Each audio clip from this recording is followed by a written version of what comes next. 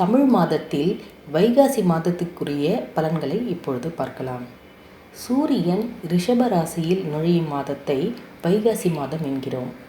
வைகாசி மாதம் என்றாலே நல்ல காரியங்கள் பலதையும் செய்ய ஏற்ற மாதம் என்று கூறப்படுகிறது. ஆயுள், செல்வம், புத்திரப்பேறு அனைத்தையும் அளிக்கக்கூடிய மாதம் வைகாசி மாதம். சூரியனின் சொந்த வீடு சிம்ம ராசி. 10ஆம் வீடு என்பது தொழிலை குறிக்கும்.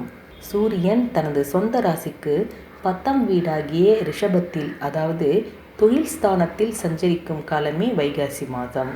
அரசனுக்கு உரிய கோளாக கருதப்படும் சூரியன் உழைப்பிற்கு உரிய வீட்டில் அமர்வதால் அரசன் முதல் சாமானியன் வரை அனைவரும் உழைக்க வேண்டிய காலமாக இந்த வைகாசி மாதம் அமைந்துள்ளது.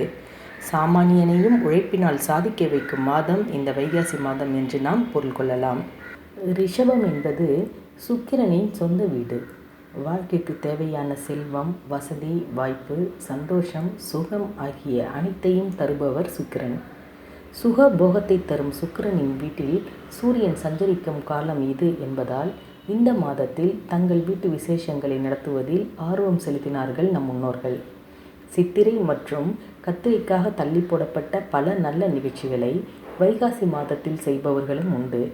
வசந்தத்தை அள்ளி வழங்கும் வைகாசி மாதத்தில்தான் கோயில்களில் வசந்த உற்சவங்கள் கொண்டாடப்படுகின்றன.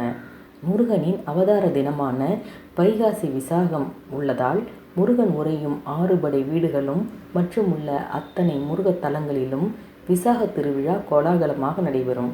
பல்வேறு சிறப்புகள் கொண்ட வைகாசி மாத ராசி பலன்களை நாம் இப்போது ஒவ்வொரு ராசிக்கும் பார்க்கலாம்.